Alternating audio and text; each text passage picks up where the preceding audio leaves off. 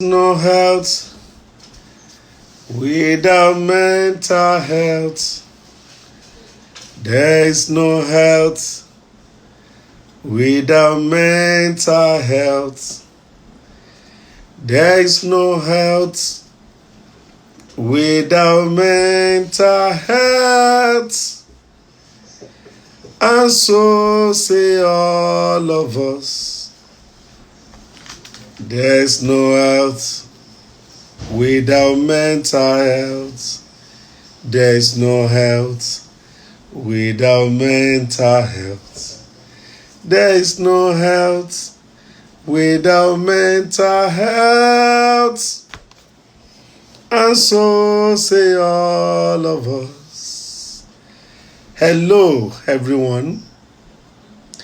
Good evening, everyone. Welcome to your Friday tonic, Mind Matters with Dr. Nubi. Again, as I always say, we are all winners because just last week I was here with Victor. And I don't know, the way time flies. Today we are on another Mind Matters with Dr. Nubi again. So I want to greet my friends on Facebook. I'm live on Facebook as well as on Instagram. Tell someone to tell someone Dr. Nubi is here. Don't be selfish. Don't take this alone. Somebody needs to hear what I have to say today. Call your friends. Send it to your broadcast at Dr. Nubi Peter or Nubi Olusegun Peter on Facebook. Let's have this discussion. Oh, let me welcome Consistent Fashion all the way from Canada. How are you? Alice Ajmobi all the way from America. How are you? Madute Lebelo Ugona. How are you? Lagosian. Nathan 74 for real. Ruby Sanjam all the way from Birmingham. That's my sister. Thank you. And on Facebook, to encourage me to give me moral support, the former president of Pharmaceutical Society of Nigeria is here. That is in talk of Dr. Ahmed Ibrahim Yakasai. I think you should be a prof now. I should be calling you Prof Ahmed. I'm very sure that Dr. Ahmed will soon be a prof. If not, yes, Pharmaceutical Society of Nigeria. And when he was there, he did a lot. He tried to remove the dichotomy, the broglio between doctors, pharmacists. He worked closely with NMA, and that, made me to respect. I respect you, sir, and I salute you. And he has won several accolades. He has traveled far and wide. Thank you again for joining the small little me. Small little me. Thank you so much. So thank you, Papa Wizzy. How are you? Rao, sorry for starting late. I was actually thinking, what should we discuss today? Because the truth is that I talk about contemporary issues. I look at the world around us. I look at situation between Saturday, Sunday, Monday, Tuesday, and I tell myself, okay, on Friday, I will discuss this. So it's not like I have one book where I've written all the topics. No. That's why you see me repeat some topics. Even when I'm repeating depression, I'm not going to say the way I've mentioned depression before. If I talk about anxiety, it's not the way I've talked about anxiety before. If I'm demystifying mental illness, it's not the way I've talked about it before. I always try as much as possible to bring another dimension to it. So once again, I want to welcome you. Today, guess what? I was talking to a colleague yesterday night, and I said, something is going on, and that is addiction. The rate of addiction, the prevalence of addiction is increasing. And he shared the same sentiment with me. He said, in his own hospital, the whole ward is filled with patients, young guys, young ladies going through one form of addiction or the other. Oh, I'm not addicted. What's my problem with this particular life? Let me just go. No, wait. You may be a savior to somebody. You may have a neighbor, you may have a brother, you may have a sister who is addicted to one form of substance or the other. Therefore, addiction is almost becoming a pandemic. Addiction is something that you need to know, if not everything about, at least few things about. So that when people are addicted, you don't begin to cast and bind, or you begin to have family meeting. You know the way we have family meeting? By December 25th or December 31st, everybody will now meet to talk about the case of, let me just look for a name. Okay, my name is Sheung. Sheung will not be in the middle. Everybody will not be talking. What is wrong with you? You are from a Christian home. You are from a Muslim home. Why are you doing this to yourself? Look at your brothers. Look at your sisters. They have done so and so. They have achieved a lot. What is wrong with you? And it will just vibe like this. Sober. Very serious. Guess what? When everybody has gone, give the person January 1, January 2. By January 3, he's back. Then they say, I'm tired of him. I'm not going to, involve myself in a matter again. This is not ordinary again. Oh, because they saw his star. They know that he's going to become very great in life. That is why they decided to attack him with the arrow of addiction. That's why we go and drink and fall inside gutter. That's why we go and smoke different kind of things. I have heard several things about addiction. I have heard several things about addiction. Sometimes people will tell you many things like, oh, it's because they know he's the one that holds the torchlight for the glory of the family. So the enemy tried to dim the torchlight. And I said, no, there's nothing like torchlight. There are theories of addiction. There are scientific proof to show that addiction is a brain problem. Solve the brain problem, the person will be out of addiction. So today, I'll be talking to us about drugs and substance abuse, especially among our youth. And what are drugs? Drugs are, any substance or, drug. A drug refers to any substance that is taken arbitrarily without doctor's prescription. Thanks for joining, Deoland. How are you? Yeah, I do. Mibanjo. That's my cousin. How are you? Good to see you on Facebook Live. So, and there are many drugs that people now experiment on and people take. When you use drug in a way that is not intended for it to be used, but you are using it for your own pleasure, it is called an abuse. And you need to ask yourself, what are drugs? And by drugs, we mean hard drugs, not the soft drugs of paracetamol and co. No. What are hard drugs? Hard drug is any drug that has impact on your mood, thinking, or your behavior. Full stop. So once you take any substance and your mood is very high, you become very hyper, very active, ideas are flowing, you are able to be the life of the party rocking. That is a drug. Or when you take any substance and your mood becomes very calm, you become very gentle, you just sleep. That is a hard drug. Or when you take any substance that affects the thinking. Some will tell you that, oh, when I take substance, I'm able to do my business very well. I'm able to think forward. I'm able to have ideas. I'm able to do this. That is a hard drug that you're taking. Or when you take any substance that is affecting your behavior, you become more chatty. You are able to relate more. You are able to do things that either though you would not have been able to do before. That is a drug. And it's important for us to understand. Let me shock us this evening that there are many things that are being abused nowadays. Things like tobacco, marijuana, or also called cannabis or Indian hemp, have been abused.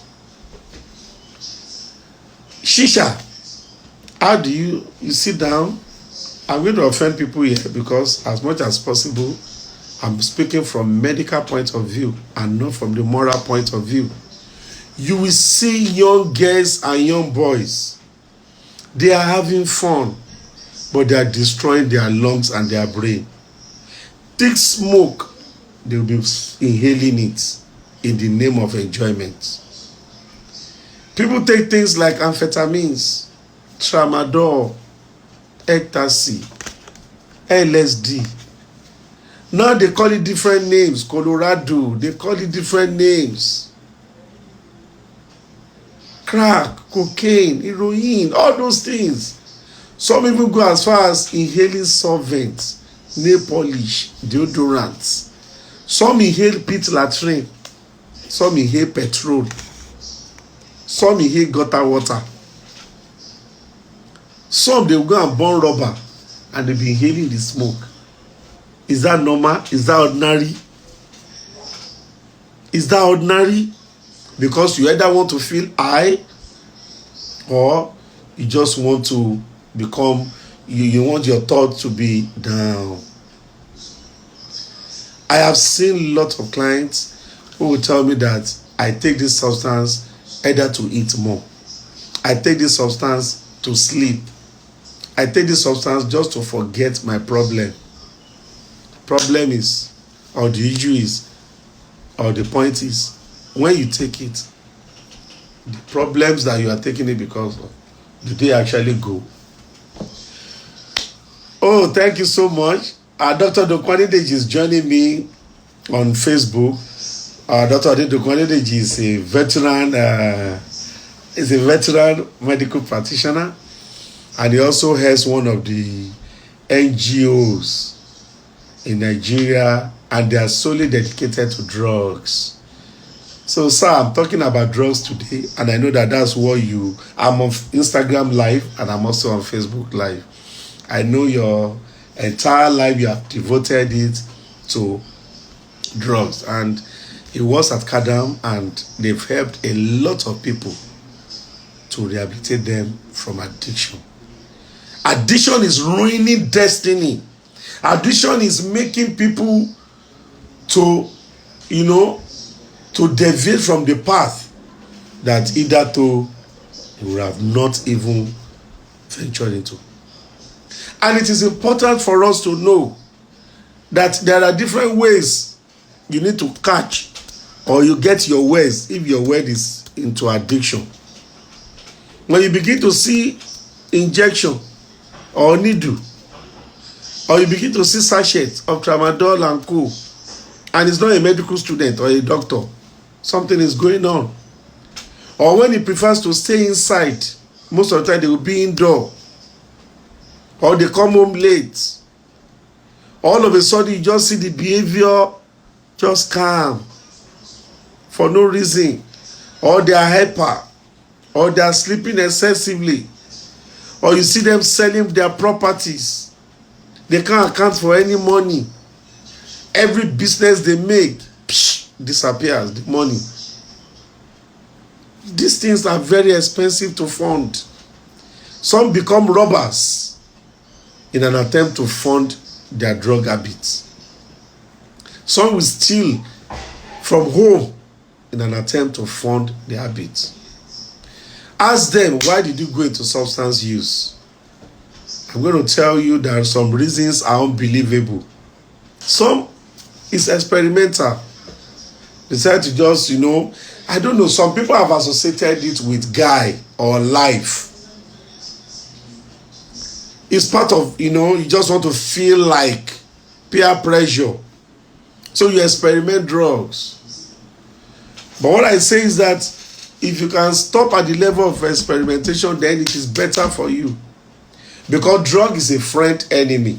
It's going to come like a friend, but later when it strikes, you will not be able to overcome it. You don't need to prove to anybody that you're a guy. You don't need to. It is not a symbol of greatness. Neither is it a symbol of high class. It will rather destroy your brain. As I always say, this brain is a gift that God has given every one of us. You see the way it is? It's gelatinous. Very soft. This is how our brain is. It's inside this thick skull. The skull is thick to protect this soft part of the brain. And every part of the brain has the function that it subserves. Drugs affect the function of the brain. The question is, I know my friend that have been smoking, that have been taking weed, that have been doing this for many years. How come the brain has not been affected? Really? You don't have the same body system. If I have an injury today and someone sustains the same degree of injury, that person's injury may not heal for a month, while my own may heal within a week. So you are right. Your friend may have been taking it for many years. But when you take it, what effect does it have on you? Someone said, you know someone who used to take cannabis and the person was able to top the class. What about you? Have you been able to top the class? How many business have you been able to hold since you started taking these things? Rather, you have sold everything you have in an attempt to keep your drug life. What about the shame? What about the social shame? What about the danger? Some will be sharing the same needle. You see,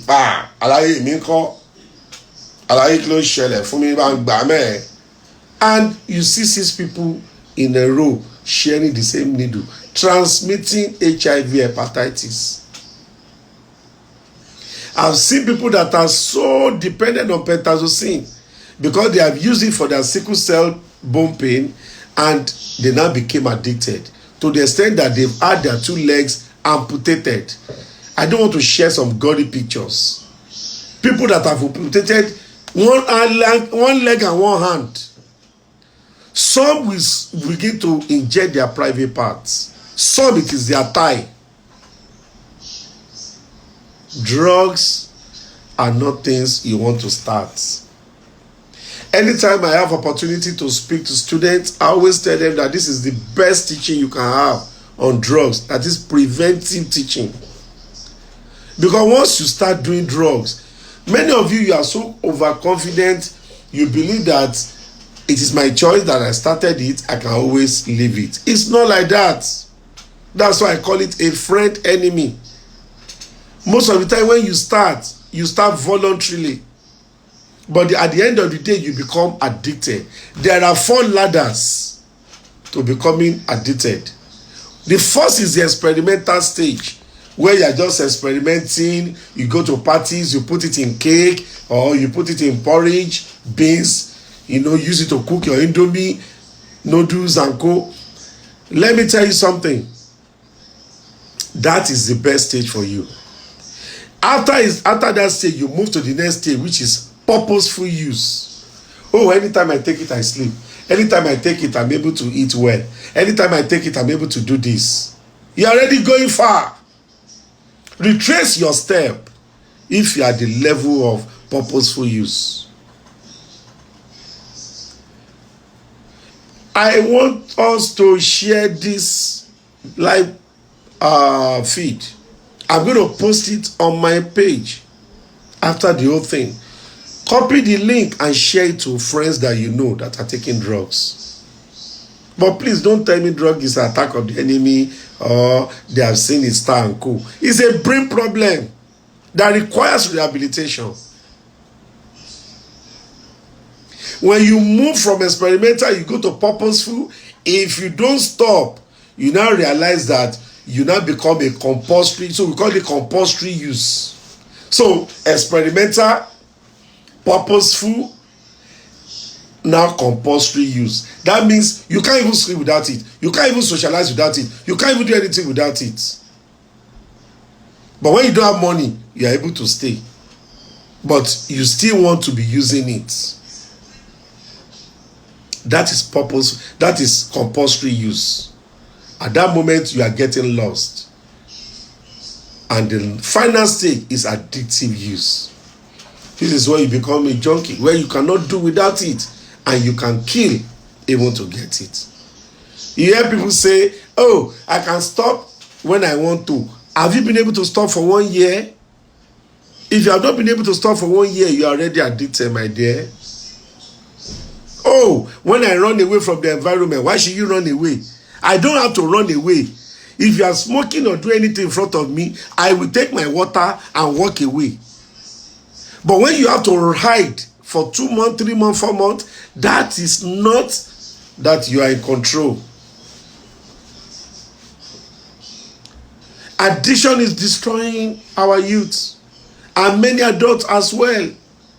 I know of homes where the father will abandon the wife and the children and will just go and lock himself in one small or cheap hotel and be smoking either crack, cocaine and co with young girls. I have had cases like that. I have seen women who become so addicted to cocaine and drugs and other things to the extent that their children, everything they've lost. I know somebody that is supposed to be promoted, but it is this substance that is preventing. But it is rampant among the youths. It is rampant because, one, they believe it is a class thing. Two, due to society pressure. Oh, you must go and read medicine. I don't want to read medicine, mommy. I want to read graphic. You must. And the guy becomes so pressurized and he falls into the hand of the young ones who will say, you know what, just come and do drugs. You forget your problem. Drugs make you to just feel time is passing. You don't have any problem. It masks your presence and it masks your reality. Drugs has its own benefits for those who are taking it. If it has no benefit, they will not be taking it.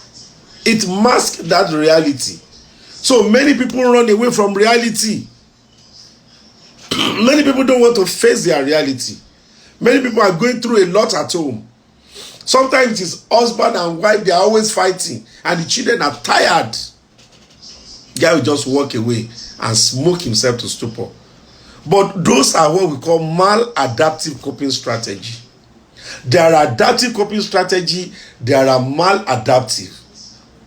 You can't say because your own front is bad, or someone has cheated you, or someone has called your bluff, or you've lost your job. The next thing is to start drinking or to start smoking. Two wrongs don't make a right. I'm here in this hospital, Grace Cottage. I have seen a lot. I have seen people that innocently went into drugs and they never thought this is how their lives will be. Many people started as a social smoker or uncle. There's nothing like social smoker. I always tell people, were you born with this thing? When they give back to you and say, wah, and they open your hands, did they see crack or cannabis? And you know what? Some youth will tell me, America has legalized cannabis. Canada has legalized cannabis. Really? Let me educate you. And perhaps someone has given you that vibe. It's nothing but bullshit. No apology. Cannabis, for example, are divided into two components.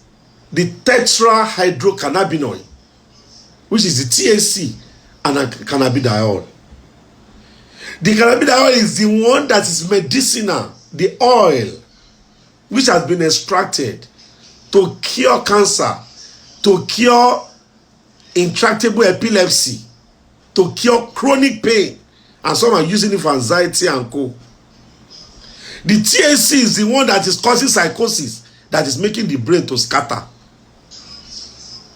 The one you are using and you are saying they've legalized it in America, has it been refined? Is it the cannabidiol? You're taking skunk, you're taking Colorado, you're taking all those things. They have strong THC. And that is why when you take it, you start misbehaving. So when people tell me this, I say, number one, do you even have cancer? Number two, do you have epilepsy? So why will you come with that argument that they are using it in America? And I see young guys telling me this. I'm passionate about this because destinies are destroyed. I am here. I see cases. I see brilliant minds. If you talk to some of my clients, the kind of brain, the kind of thinking, you say, wow, these are A-class students. But because of pressure, because of inability to deal with life issues, because of maladaptive coping strategy, they just get lost. And they start misbehaving. I know a case of a person who took substance and went as far as committing murder. I know people that have lost scholarship opportunities because of addiction. Let me tell you, the truth is this. Show me 10 people who are addicted. How many of them succeeded? I will show you 10 people who are not addicted and the number that have succeeded. I'm not saying if you don't take substance, the chances if you are 10 of you will succeed. But you show me 10 people that are addicted and they succeeded. The next thing you hear is, I don't take much. When it comes to substance abuse, how little is little, how much is much. A student who has done very well in a foreign university got to a final year and went to a birthday bash with his friend. And for the first time in her life, she decided to test the substance. They missed the thing and she took it. She became psychotic. And she was rusticated, and that was the end. When she saw me, you know what she said? She said, Dr. Nubi, I got unlucky. Dr. Nubi, I got unlucky. That is it. You never can know, and you will never know the time that psychosis can occur. You never know when it will make you do things that on a normal day you will not have done. You may have been escaping it, you may have been taking it for many, many, many years, only for you to discover that one day you just took it and everything got haywire. Therefore, the only time you can say that, oh, I am free, is when you are not taking this thing at all. Because you don't even know when and the quantity. It's not by number. A smoker can send you to a world of psychosis. I know clients that have become psychotic until today, they are not out of it. I know those who are out of it just narrowly. It's important for me to tell you today the danger and deleterious effect of addiction. It's not. Once you are addicted, to come out of it is one of the most difficult things in this world. Everybody, even with the best of intention. So when my clients come to me and say, oh, Dr. Nibi, you know what? I have made up my mind over my dead body. In fact, a patient told me, said, I curse myself on my father's grave if I ever take this substance again. 1 week after, he went back. I said, what happened to your father's grave? He could not look into my face. I understood him then, because as much as possible, he meant well. The best of intention. We're talking of a substance that has gone into the brain. It has missed and reconfigured the brain structure. We say the brain has been rewired. All these things you are seeing, these are synapses. These are different. Inside it, you have like electric circuits moving, and they are making your brain to work. What drug does is it scatters the whole brain and makes the brain to be functioning abnormally. So it's not something you can say, okay, you know what? I know my limits. The best thing is to stop now. If you're already addicted, come for therapy. You have to be rehabilitated. Some will come for addiction therapy. They say they want to stay for 2 weeks. Is it Fanta and Coke? You need to be detoxified, and your brain needs to be afraid for minimum of 6 to 12 weeks before you go to the outside world. When you even see it, it will be smelling. Addiction is a journey that you don't want to embark on. It's not a class thing. I had the opportunity to go to one school to go and talk to the students who are graduating, and I'm challenging every school owners to do this. It has become a tradition for this particular school. Every year, once they are having valedictory service to their final year secondary school students, they ask me to come around because it is a way of catching them young. And when I was talking to them yesterday, you could see innocence in the faces of these children. And they are going to go to a larger world, unlimited access to drugs, peer pressure. Some of them, they won't know. They will just give them ordinary pepper soup, not knowing that it has been laden with cannabis. To them, they are taking vegetable inside pepper soup, only for them to start feeling funny. I tell young ladies, don't take any substance from your fiancé, boyfriend, or anybody if you don't know what it contains. Say, I will go for water, please. So many mixture. People will take lacasera, they will put tom, they will put it and shake it and soak it, just because they want to get the chemical reaction and the hype effects. People are taking a lot. People will go and open pit latrine and they will be taking the fermented thicker materials. People will open petrol and be fermented, and things that people do. Sometimes I'm here and I ask my client, what are you taking? I will open my mouth. Even as a consultant, when they tell me different mixtures, different experiment. Why? Because you want to be high, a class thing level. And unfortunately, our regulatory body is not doing so much. When you see celebrities celebrating publicly, smoking, drinking, enticing the young ones, and we say we want to get rid of our nation, it took the BBC Eagle Eye to talk about the problem of old sweet codeine. Then we started running around to go and shout Emzo Pharmaceutical Company